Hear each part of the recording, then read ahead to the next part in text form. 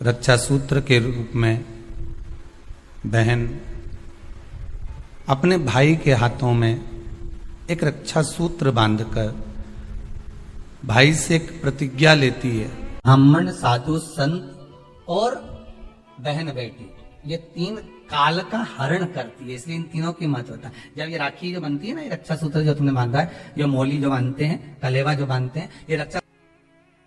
आप नारियल का गोला दो 50 बार दो, 10-10, 20-20 गोले दे दो, 50-50 गोले दे दो, मना नहीं है, हैं 2-4-8 झोला भर के दे दो, हम वो भी मना नहीं करे, एक बोरा भर के दे दो, उसका मना नहीं। पर श्रीफल की मूलता है, यहाँ नारियल का जो श्रीफल है उसकी मूलता है।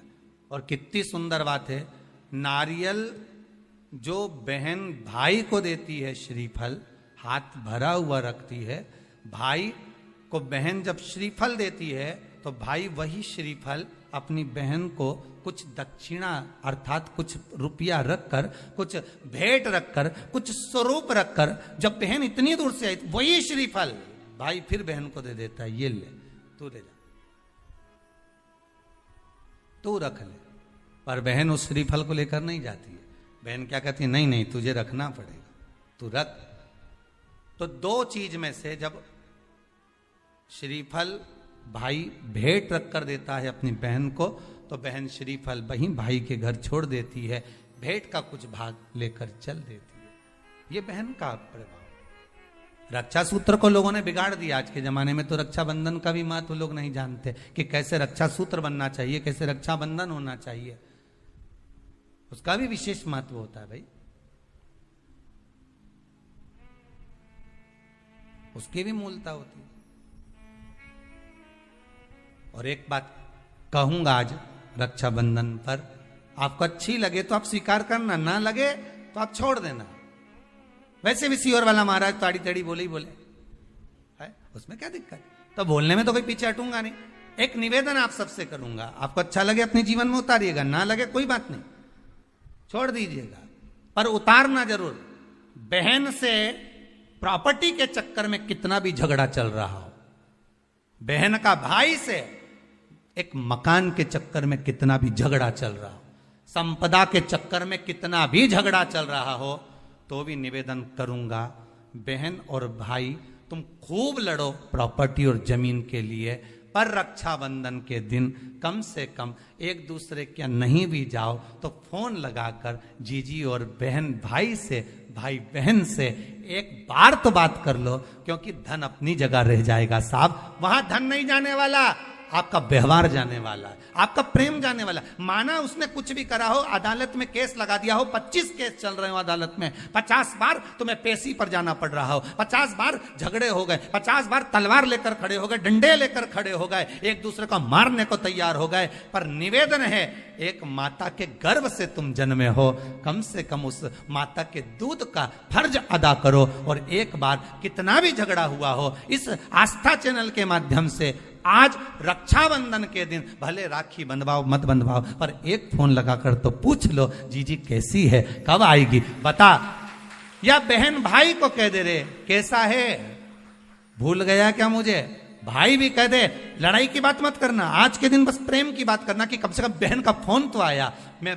मेरा मन कहता है, मेरा दिल कहता है कि शायद दिवाली पर जितनी आतिशबाजी नहीं हुई होगी, उतनी आतिशबाजी आपके दिल में होगी कि जिससे केस चल रहा है वो फोन लगाकर पूछ रहा है कि भाई ने पूछा बहन से, बहन ने पूछा भाई से, कैसे हो, भाभी से बात कर लो, थोड़ा बच्चों से बात कर लो। माना अदालत में देखा जाएगा, लड़ाई झगड़े सब होंगे, सब कुछ होगा, कौरव और पांडवों की कथा तो देखो रे कितनी सुंदर है,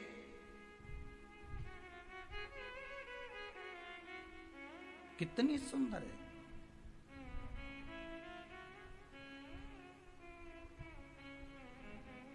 पांडवों की बहन सुभद्रा राखी बांधने कौरवों को जाती है, कौरवों की बहन राखी बांधने के लिए पांडवों को जाती है। जरा विचार करिए,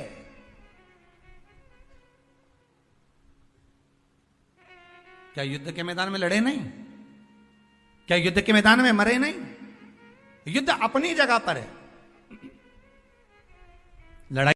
नारियल जो बहन भाई को देती है, श्रीफल हाथ भरा हुआ रखती है, भाई को बहन जब श्रीफल देती है तो भाई वही श्रीफल अपनी बहन को कुछ दक्षिणा अर्थात कुछ रुपया रखकर, कुछ भेंट रखकर, कुछ स्वरूप रखकर, जब बहन इतनी दूर से आई वही श्रीफल भाई फिर बहन को दे देता है। ये तो कम से कम एक दूसरे के नहीं भी जाओ तो फोन लगाकर जीजी और बहन भाई से, भाई बहन से एक बार तो बात कर लो, क्योंकि धन अपनी जगह रह जाएगा साहब, वहां धन नहीं जाने वाला, आपका व्यवहार जाने वाला। आपका आज रक्षाबंधन के दिन भले राखी बंधवाओ मत बंधवाओ, पर एक फोन लगाकर तो पूछ लो जीजी कैसी है, कब आएगी बता, या बहन भाई को कह दे रहे कैसा है, भूल गया क्या मुझे। ब्राह्मण, साधु, संत और बहन बेटी, ये तीन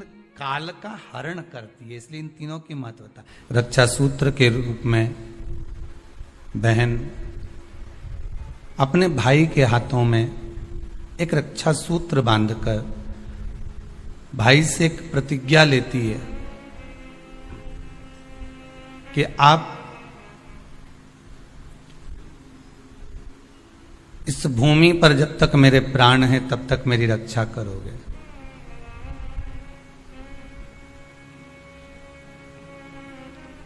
कोई बहन अपने भाई के ऊपर कोई बीमारी नहीं देख सकती, कोई रोग नहीं देख सकती, और ना भाई बहन को रोगग्रस्त देखना चाहेगा।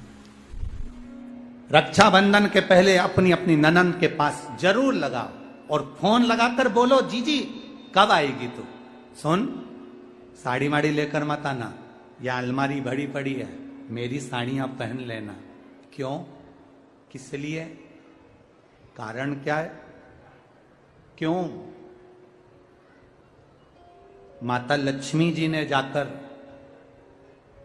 राजा बलि की धर्म पत्नी के वस्त्र को क्यों लिया था? लक्ष्मी जी के भाई हैं राजा बलि, क्यों लिया?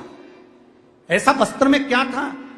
क्यों कहा जाता है जीजी मेरी साड़ी पहन लो? क्यों भाभी कहती है ननंद से लो मेरी साड़ी पहन लो, लो मेरी साड़ी पहन लो, क्यों कहती है?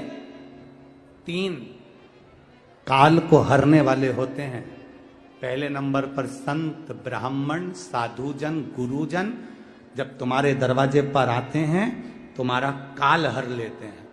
दूसरे नंबर पर है गौ माता, गाय को जब हम रोटी देते हैं गौ माता हमारे काल को हर लेती है। तीसरे नंबर पर है बहन बेटी, जब हमारे यहाँ आती है और हम कह देते हैं जीजी ये मेरी साड़ी है पहन लो, घर से साड़ी लेकर मत आना, जब हम उसको साड़ी पहनने को दे देते हैं तो एक ननन बहन बेटी ऐसी होती है जो अपने भाई के घर के काल को भी हर लेती है, वो बहन बेटी होती है।